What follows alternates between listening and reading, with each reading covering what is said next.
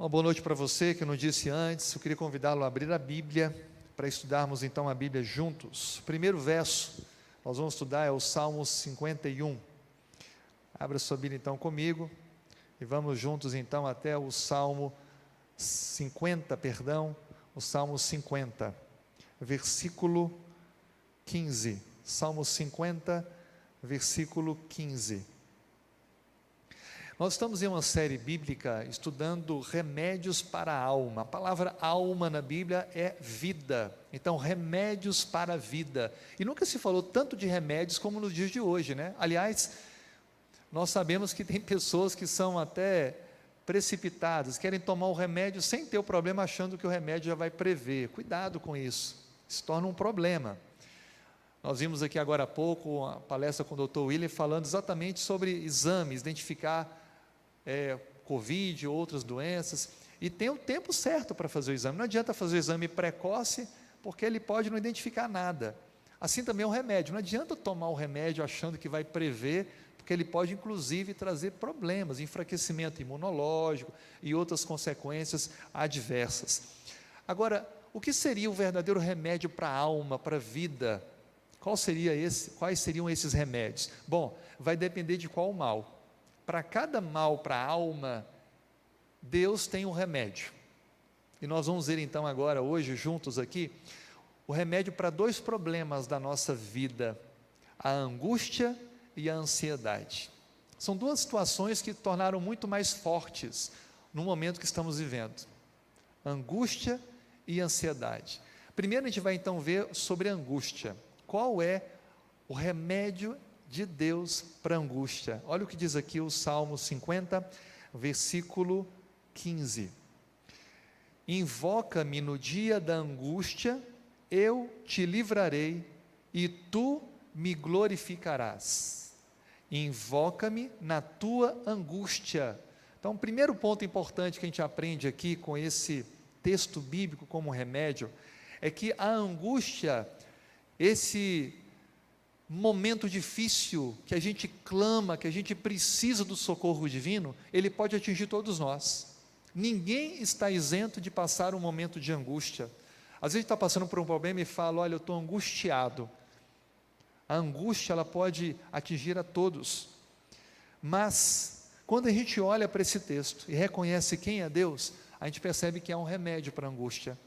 E o remédio para a angústia é o clamor de fé, o clamor sincero. Quando alguém está afogando, ele tem que gritar socorro, ele tem que pedir socorro, porque haverá possibilidades de alguém poder socorrê-lo.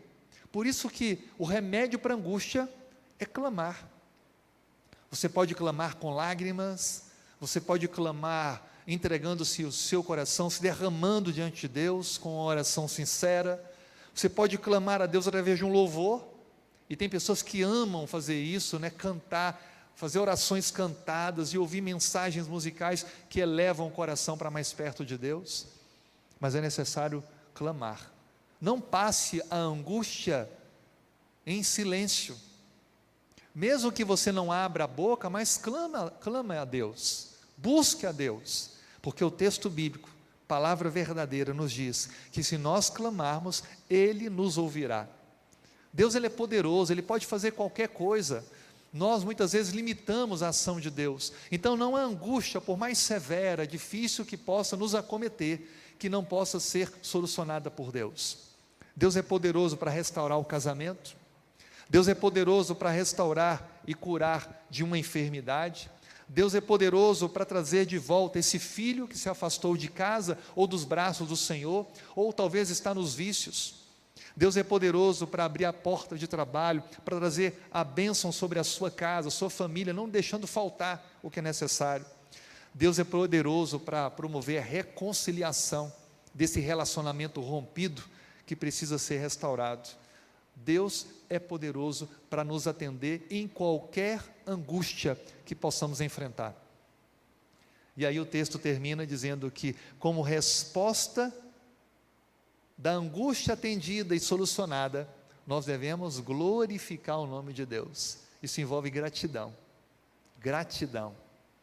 Sabe, a gratidão é como dizer para Deus: Senhor, eu reconheço que foi o Senhor que me atendeu, por isso eu louvo o teu nome e lhe permito continuar atuando e agindo na minha vida. Por isso que a gratidão, a glorificação do nome de Deus é um sinal verde para ele agir. Então, o primeiro remédio para a angústia, para o problema que nós aqui temos e conhecemos e podemos enfrentar como angústia, está no clamar com fé, no pedir a Deus, no clamar, mesmo que de forma silenciosa, com a oração, com louvor, com a busca da presença de Deus, o socorro, e Ele vai nos ouvir, Ele vai nos atender. Mas agora a gente vai se delongar um pouco mais, no problema que já foi abordado inicialmente na semana passada, mas entendo que precisamos avançar mais, porque de fato é um assunto muito profundo e muito amplo, que é a ansiedade. Eu queria convidar você então para irmos agora a um outro texto da Bíblia que fala da ansiedade. Está em Filipenses capítulo 4, versículo 6 até o versículo 9. Filipenses, carta de Paulo aos crentes que viviam em Filipos, capítulo 4, versículo 6 até o versículo 9. É um texto lindo, muito, muito importante. E sem dúvida alguma vai trazer grandes lições para mim e para você nessa noite. Lições poderosas, lições que vão trazer paz ao nosso coração e direcionamento para esses momentos de ansiedade. Filipenses capítulo 4, versículo 6 ao versículo 9. Sabe, a grande diferença do crente, do cristão que tem a Bíblia como palavra de Deus, é que ele sabe onde buscar respostas.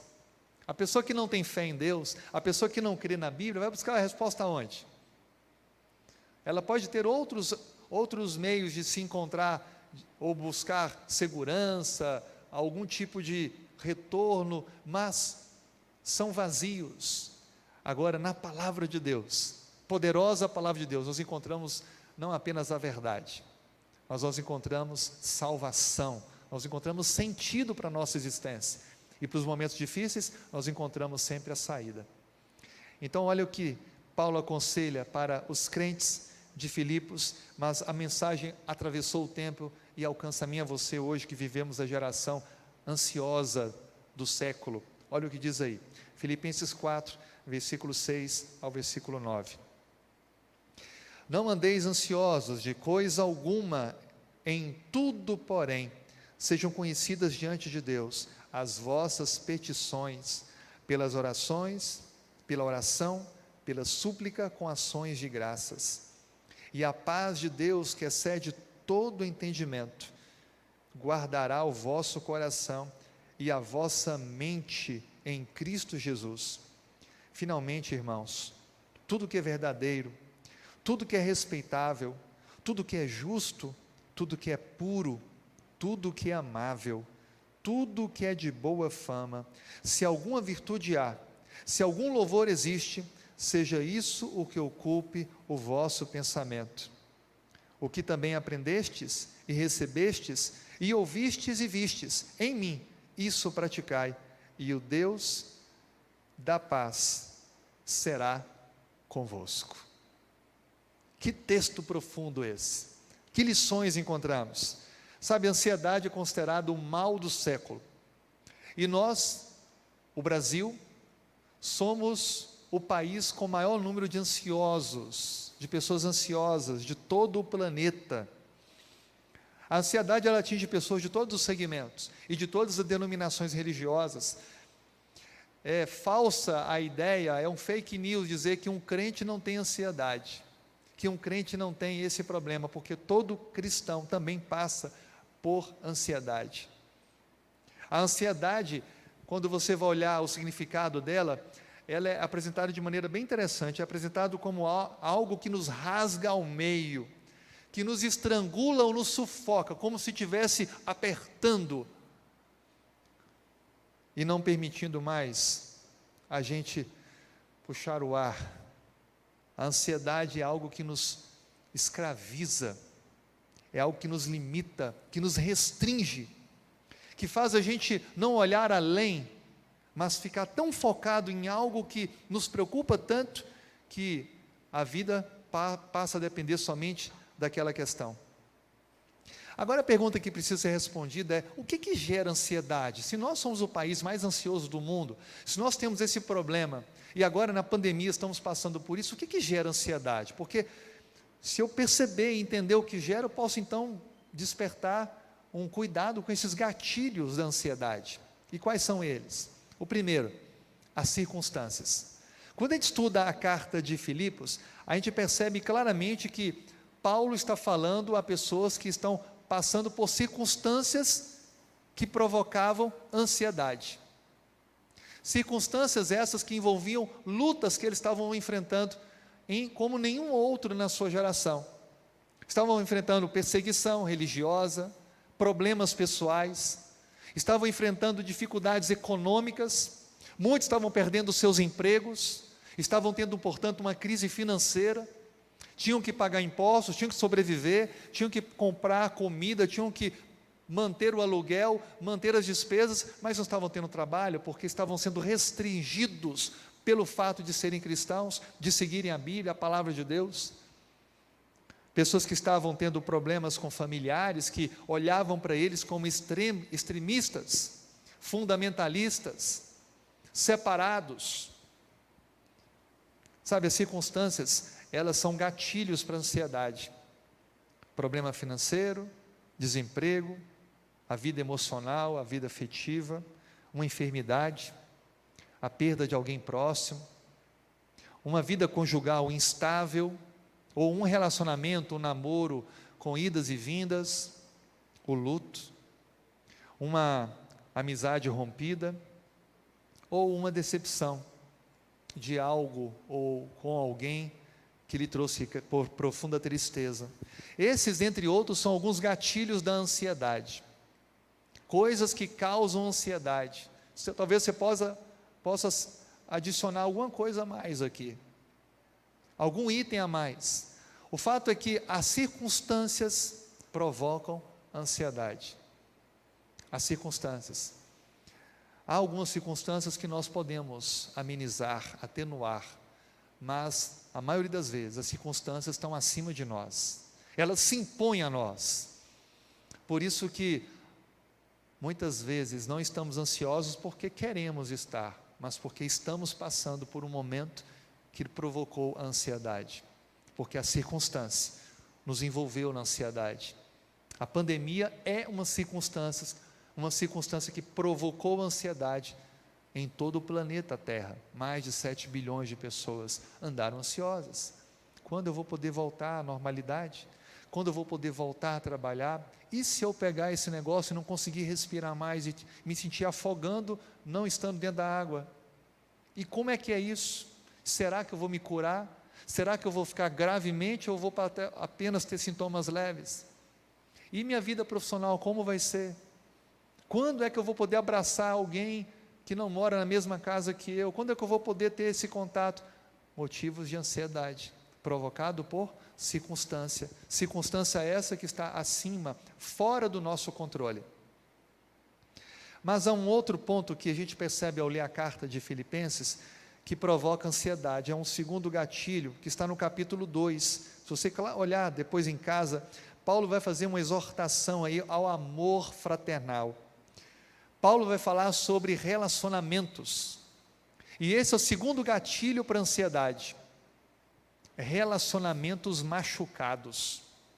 Nós somos seres relacionais. Nós precisamos nos relacionar. Quantas pessoas não morrem de Covid, mas morrem de solidão, vivendo numa grande cidade, rodeado de pessoas, porque se sentem sozinhos, isolados, abandonados. Estava lendo essa semana um relato de algo surpreendente. Um homem americano pedia todos os dias a pizza em uma famosa pizzaria de uma rede americana. E durante muitos anos ele sempre pedia pizza, todos os dias. Já era um freguês conhecido. E então, passou-se um dia, 2, ele não pediu pizza. Passou-se 5 dias e a gerente da franquia, aonde entregava pizza para a casa desse freguês, desse cliente, achou estranho aquilo e perguntou aos entregadores que faziam a entrega: você se lembra daquele cliente de todos os dias? E ele disse, sim, eu lembro, mas eu não entreguei mais nenhuma pizza lá, já tem alguns dias. E então se mobilizaram para fazer contato, mas ele não atendia o telefone. Tentaram buscar com vizinhos, mas ninguém tinha informação. Então pensaram, vamos até a casa dele, fazer uma visita, levar uma pizza de brinde, já que ele é um cliente de tantos anos. Chegaram na casa, bateram, ouviram o som de uma televisão, algo ali. Parecia ter alguém lá dentro, mas não abria a porta. Perguntaram novamente aos vizinhos, foram na casa do lado, ninguém tinha informações, já não via por quase 10 dias. 10 dias. E então resolveram chamar a polícia. A polícia veio, bateu, e então uma voz fraca, vindo lá de dentro, do fundo, disse, socorro. E ninguém ouviu a voz mais. A polícia então, com autoridade, arrombou a porta, entrou na casa, e encontrou o homem, já nos seus últimos instantes. Precisou ser reanimado, levado às pressas ao hospital, havia sofrido paradas cardíacas, estava ali já há algum tempo, já sem forças, perdendo peso, desidratado, porque vivia sozinho. Só foi lembrado porque uma pizzaria sentiu sua falta, porque era um cliente recorrente, contínuo. E por causa dessa pizza, ele hoje está vivo. Sabe, nós vivemos um mundo assim, estamos rodeados de pessoas, mas nos sentimos sós, porque os relacionamentos já não são mais como no plano original de Deus. Paulo fala para pessoas que viviam numa época onde estavam machucadas pelos relacionamentos fragilizados, adoecidos. Nós encontramos aqui em Filipenses, Paulo orientando a igreja, mostrando que é necessário desenvolvermos relacionamentos.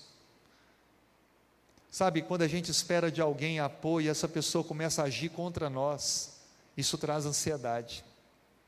Quando alguém deveria lhe motivar e está lhe criticando, quando alguém deveria te amar e está te odiando. Em Filipos ocorria tudo isso, intrigas, confusões, desavenças, conversinhas, falando da vida alheia, criticando, e isso estava impedindo o crescimento da igreja de Deus com a mensagem poderosa do Evangelho. Relacionamentos machucados, feridos, provocam ansiedade. Sabe que eu estou falando para alguém que está com relacionamentos machucados? Alguém próximo, talvez dentro da sua casa ou da sua família. Esses relacionamentos, se não forem entregues a Deus e restaurados por Deus, vão continuar te machucando e te provocando ansiedade. Só há uma forma de você ter a solução para isso, é lidando com a causa e não com o efeito da ansiedade. O terceiro gatilho para a ansiedade, e nós encontramos na carta, agora no capítulo 3 de Filipenses. Você percebe quando Paulo menciona aqui sobre uma exortação a não olhar para o material, não olhar para o que possui, mas olhar para o alto, porque um dos gatilhos para a ansiedade é a preocupação exagerada com as questões materiais, com o dinheiro. Será que eu estou falando para alguém que é preocupado com isso? Dizem que o nosso bolso, a carteira, é o órgão mais sensível do corpo, figuradamente. Será que isso é verdade? Você já perdeu alguma noite de sono por uma conta que tinha que pagar e não tinha um dinheiro, por uma mensalidade da escola, da faculdade, ou por um dinheiro que tinha que pagar alguém que você não tinha conseguido juntar ainda, a pessoa estava te cobrando e precisava? Será que ninguém nunca perdeu noite de sono por causa disso? Sabe, os crentes de Filipos também estavam passando por momentos assim. E Paulo fala para eles assim: não olhem para o material, olhem um pouco mais para cima. Sabe, hoje há pessoas que só se preocupam com o dinheiro, só se preocupam com o material, perdem noites de sono por causa dos bens materiais, sobretudo aqueles que têm mais. Eu creio que devem se preocupar ainda mais, porque tem vários empreendimentos, vários negócios. Nós vivemos em um momento de perdas, nós vivemos um momento de ajustes, mas um momento onde a ansiedade está sendo aumentada, porque queremos honrar os nossos compromissos, queremos ser honestos e íntegros, e quando aquilo que esperávamos que viesse não vem, a ansiedade se torna latente. Contudo, a ansiedade ela é inútil, a verdade é essa. A ansiedade ela não pode resolver o problema.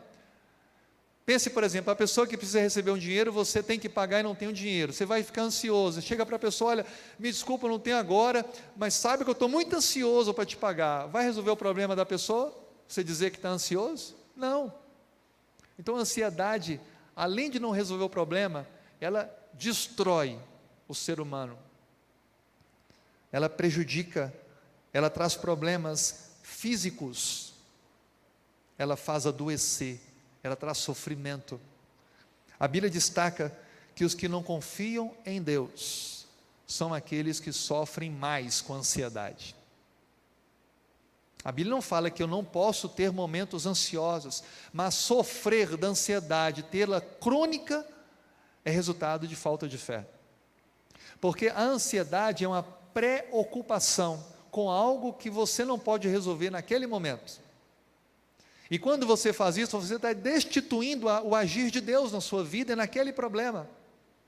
Então você se ocupa em pensar para lidar com um problema que não está no seu alcance naquele instante, de maneira desnecessária. Aí a pergunta que fica é: como está minha fé em Deus hoje? Será que a minha fé em Deus é suficiente para eu não ficar preocupado desnecessariamente com as questões da minha vida? Qual seria então o remédio para esse mal? Aonde encontrar saída se estamos vivendo um momento tão difícil?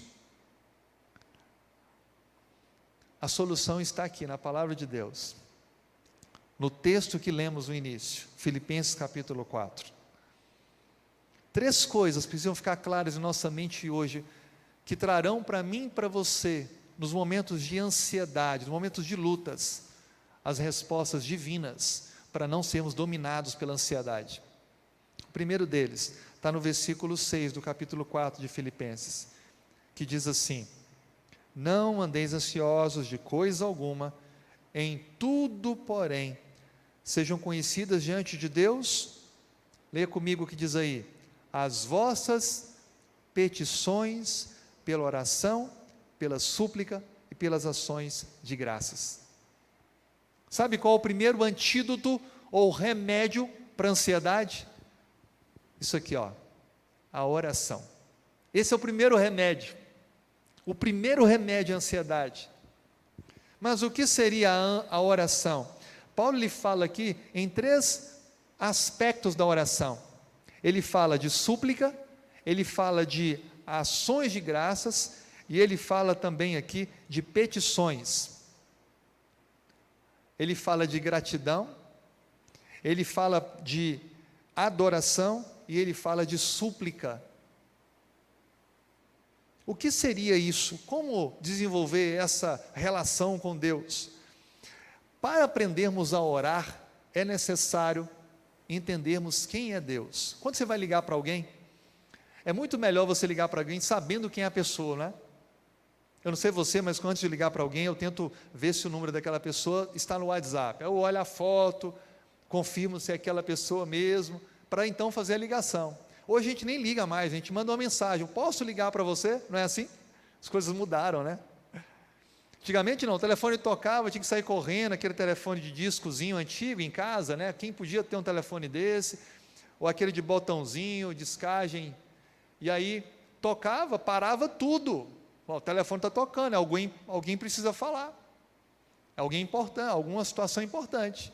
Parava tudo, estava fazendo. Depois veio o celular, que colocava aqui na cintura, pendurado, e tocava, era até importante, né? E atender um celular, poxa, ligação, pagava quem ligava e quem recebia, lembra disso? Então era assim importante atender um celular. Hoje não, hoje a gente vai atender se puder, senão a gente só vai responder a mensagem. Então tem que pedir permissão: eu posso te ligar? Para orar a gente precisa entender quem é Deus, porque a oração não é uma conversa com alguém, a conversa com Deus. Quem é Deus para você? Como você define Deus? Deus, segundo a Bíblia, é onipotente, onipresente, onisciente, transcendente, eterno. Essas são as principais definições de Deus. Sabe todas as coisas, de todos os lugares, de todas as épocas. Tem o poder sobre tudo e nada lhe é impossível. Transcende porque Ele faz-se no viver de suas criaturas, apesar de transcendê-las, estar acima delas. Quando a gente vai olhar, não existe ninguém igual a Deus. Deus era sui generis, Ele está além da nossa capacidade de compreendê-lo. O universo não surgiu de forma espontânea, por mais complexo que seja, Deus criou pelo poder da sua palavra, não existe nada igual. Deus trouxe a origem à vida. A ciência não pode explicar a complexidade do universo, e cada vez que passa, tentam trazer informações sobre a imensidão do universo, e coisas novas, e novas, e novas. E nada disso surgiu de uma explosão, do acaso, de bilhões e bilhões de anos, mas foi criado pela palavra poderosa de Deus. Não há limites para o agir de Deus, não há limites para a criação complexa de Deus. Olha o corpo humano, quantas coisas a ciência não conseguiu explicar ainda no corpo humano, a complexidade que é, esse agir do Covid numa pessoa saudável, aparentemente, de maneira agressiva, jovem, e numa pessoa mais de idade não ter nada, essa diferença, por quê? Não consegue se entender ainda, vários fatores talvez tenham sido abordados, mas há muito, cada um tem uma reação, cada um tem um efeito, o corpo humano é muito complexo, não há como destituirmos de que Deus é a origem da vida. Mas como é que a gente entende Deus? A gente entende quem é Deus com o nosso relacionamento com Ele. Eu ouvi uma ilustração sobre isso que me chamou muita atenção. Sabe, nós pais somos indagados pelos filhos sobre muitas coisas, e os filhos fazem perguntas que nos fazem pensar. E um filho então, querendo fazer aquelas perguntas, por que pai? Por que pai? E ele então perguntou ao seu pai, pai, qual que é o tamanho de Deus? Qual o tamanho de Deus? Sabe, a gente que está na fase adulta, a gente não pensa muito sobre isso, né? Tamanho de Deus. E aí o pai pensou, aí veio aquela sabedoria que todo pai, toda mãe tem, e ele então olhou para o céu e apontou para o filho, filho, o que está indo lá no céu movimentando? E aí o filho olhou, ah pai, é um avião. E aí o pai pergunta para o filho, e qual o tamanho daquele avião? Aquela imensidão do céu, o avião longe. Aí o filho disse, ah pai, é bem pequenininho, é pequenininho assim, ó. O pai então estava com tempo de folga, deu uma saída com o filho, foi até o aeroporto da cidade que moravam, o aeroporto internacional. Havia, coincidentemente, aproximado uma aeronave grande, dessas de quase 400 passageiros, e ele então, parando assim o carro próximo ao local de chegada dos aviões, mostrou e falou, filho, qual que é o tamanho daquele avião? E o filho falou, olha pai, esse é grande, esse é muito grande. E ele então olhou para o filho e disse, filho, assim também é Deus, esse também é o tamanho de Deus. Quanto mais distantes estamos dele, menor ele é, menos poderoso, menos significado ele vai ter na nossa vida, mas quanto mais próximo a gente chega dele, maior ele se revela, mais poderoso ele age. Que ilustração, não é? Sabe, quanto mais a gente busca a Deus por uma oração sincera, quanto mais próximos a gente chega de Deus, mais o agir dele será presente na nossa vida. Por isso que Paulo enfatiza, Paulo destaca que é necessário conhecermos Deus, orarmos, não com a oração só de ficar pedindo coisas, uma oração de gratidão. Qual foi a última vez que você passou alguns instantes com Deus só agradecendo? Só agradecendo. É difícil. Passar com Deus 5 minutos só agradecendo. Agradecendo pela vida, pelo ar que respira, pela família que tem, pelo alimento que ingeriu, pela roupa que veste, pela fé, pela liberdade religiosa, pelo pulsar do coração, pela perfeição do funcionamento do seu corpo. tanta coisa para agradecer, por ver as cores e poder ouvir os sons. Quantas pessoas não podem ter esses sentidos plenos? Por poder andar, ter duas pernas. Olha, quantos motivos para agradecer. Mas Paulo também fala, é necessário, além de ações de graças, é necessário também adorar a Deus. A gente adora a Deus não só quando a gente está cantando, a gente também adora a Deus orando.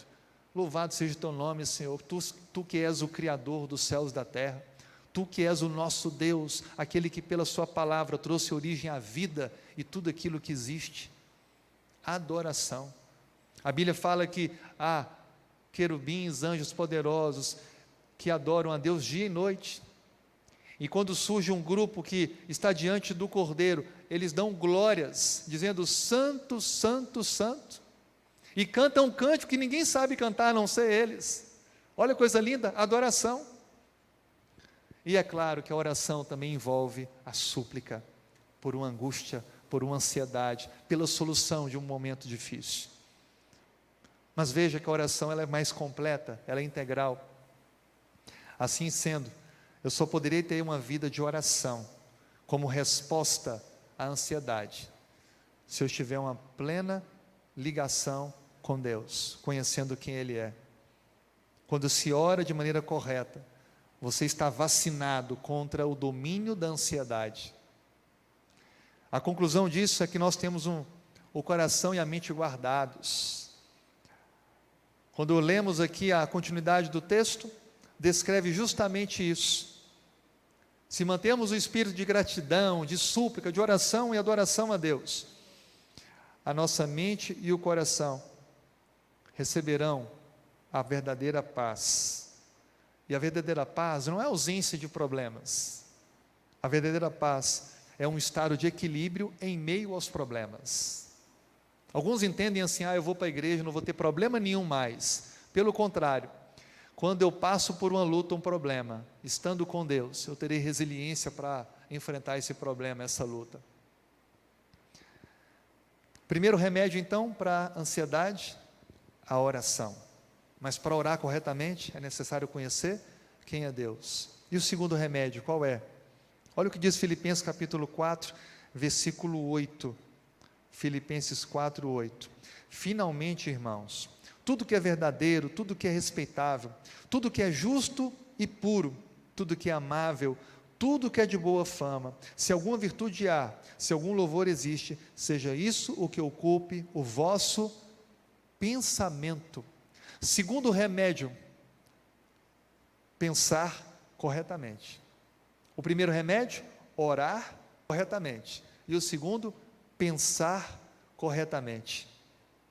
Quando alguém está ansioso, estamos falando de um sentimento, algo tão forte que provoca sintomas, reações físicas.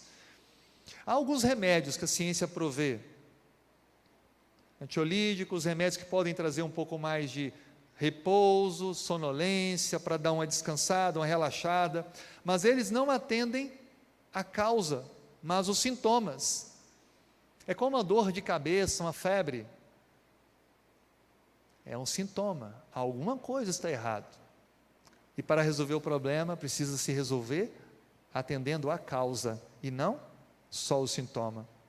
Por isso que eu não posso olhar para a ansiedade como se fosse o meu problema, mas o que está me provocando ansiedade? Esse que é o meu problema a ser resolvido.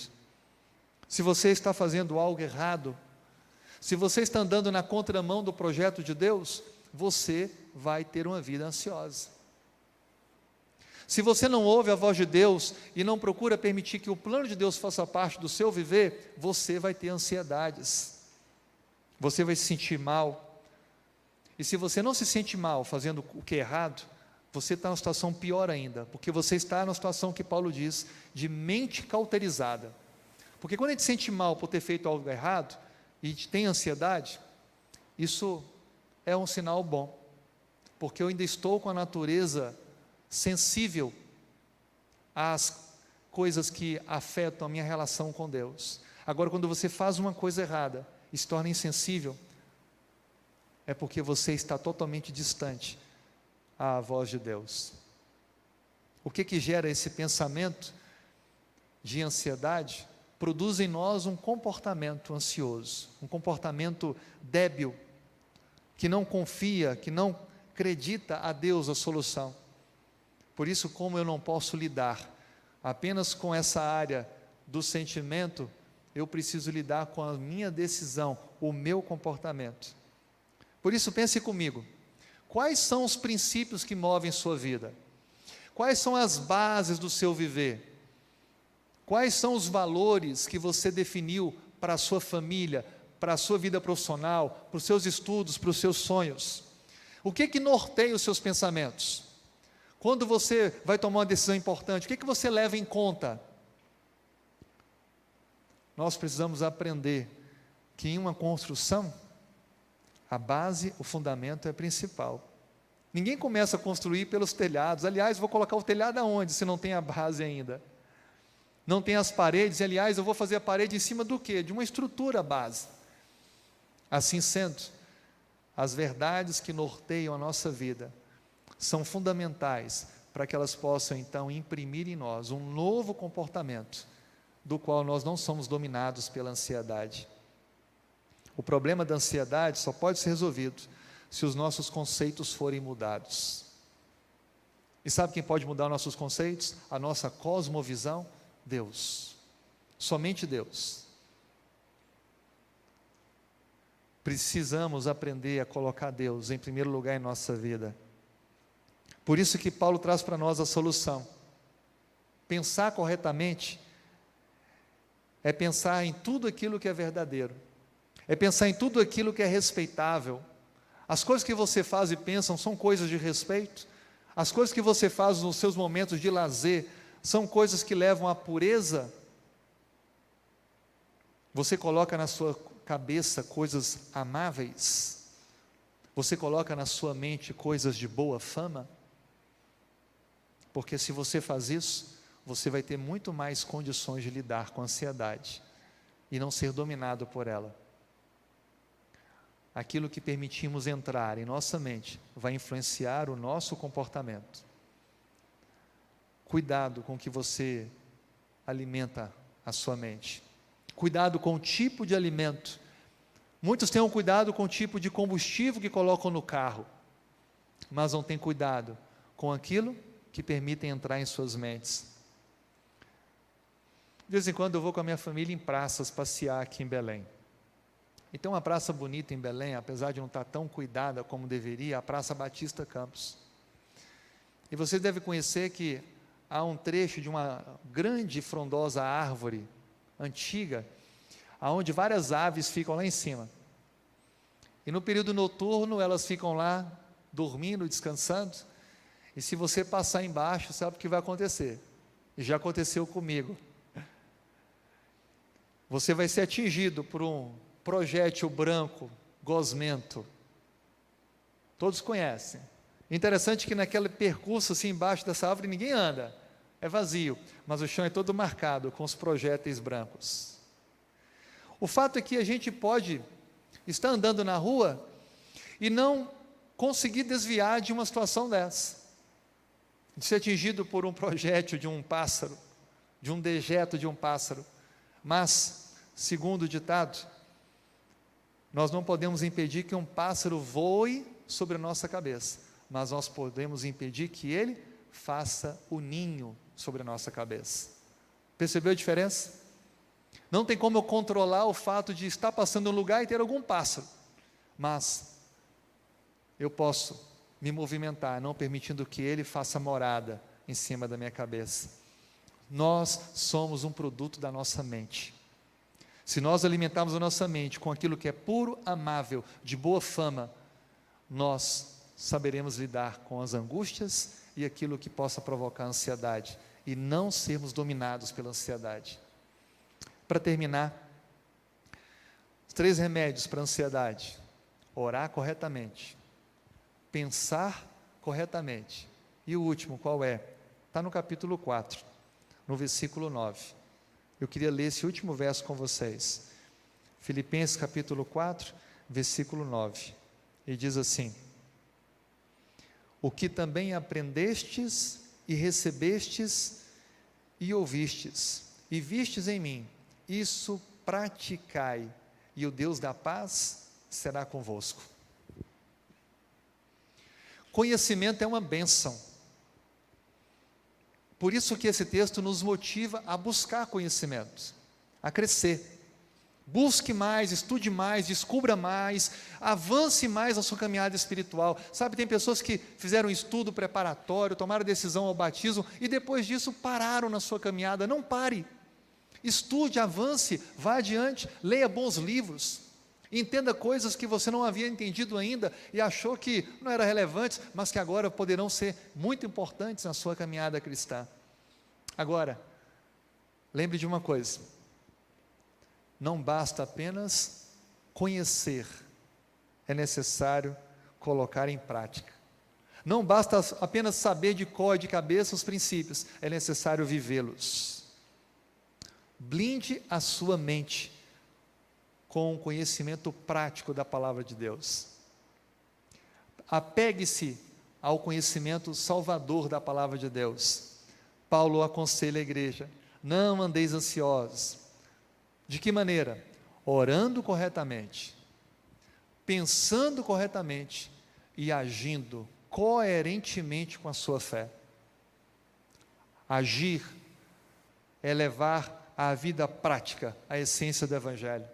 Deixemos de ser teóricos, filosóficos e sejamos reais discípulos de Cristo, que levam em conta que a essência do Evangelho está no amor a Deus, ao próximo e a nós mesmos. E aí Paulo diz que ao fazermos isso, nós teremos paz, a paz de Deus. O que é a paz de Deus? A paz de Deus não é a ausência de lutas, mas é um relacionamento tão próximo a Ele, que ainda que estejamos no caos, no conflito, no meio da guerra, temos a certeza de que Ele está conosco. Salmo 23 diz: ainda que eu ande no vale da sombra e da morte, não temerei mal algum, porque Tu estás comigo. Momento de angústia, momento de luta, mas está em paz, porque tem a paz de Deus. Nessa noite a gente vai ter alguém que decidiu aceitar essa paz, alguém que quer reafirmar a sua decisão diante de Deus, e que nessa noite vai ser batizado, vai participar do novo nascimento, esse momento tão singular de decisão, esse momento de entrega. O pastor Rafael Mariano vai conduzir esse momento, e nós vamos poder participar dessa decisão linda e maravilhosa que o Daniel tomou. No Evangelho de Lucas, no capítulo 15, Jesus ele contou 3 parábolas para os seus ouvintes: a parábola da dracma perdida, da ovelha perdida e do filho perdido. Essas parábolas elas são uma representação dos 3 tipos de perdidos que existem no mundo. A dracma representa aqueles que estão perdidos, não sabem que estão perdidos e não sabem como voltar. A ovelha representa aqueles que estão perdidos, sabem que estão perdidos, mas não sabem como retornar. E o filho pródigo representa aqueles que estão perdidos, sabem que estão perdidos e sabem o caminho de volta. O colecionador representa Deus, o pastor representa Deus, o pai também representa Deus. E o colecionador ele vai atrás da dracma, o pastor vai atrás da ovelha, mas na parábola do filho, o pai não vai atrás do filho. O que é que traz o filho de volta para casa? É o amor do pai, é a certeza que ele tinha de que o pai o amava. Na vida real, quando Deus vai em busca do filho pródigo, quando há um filho pródigo, Deus vai atrás. Além dele ir atrás, o seu amor também o atrai. Aqui está o filho pródigo, aqui está o Willer.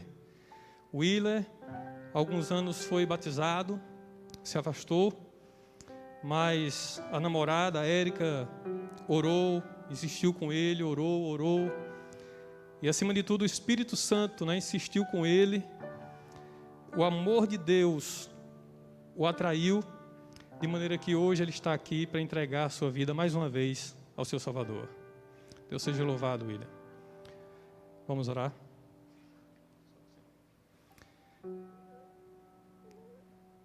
Senhor Deus, nessa noite nós estamos felizes pela decisão do Willer. Pedimos que a Tua bênção esteja sobre a vida dele. Que o poder do Espírito Santo o revista a partir de agora. Nós te pedimos em nome de Jesus. Prezado Willer, nós estamos felizes pela sua decisão, como ministro do Evangelho, para o perdão dos teus pecados e para um novo recomeço com Cristo. Eu te batizo no nome do Pai, do Filho e do Espírito Santo.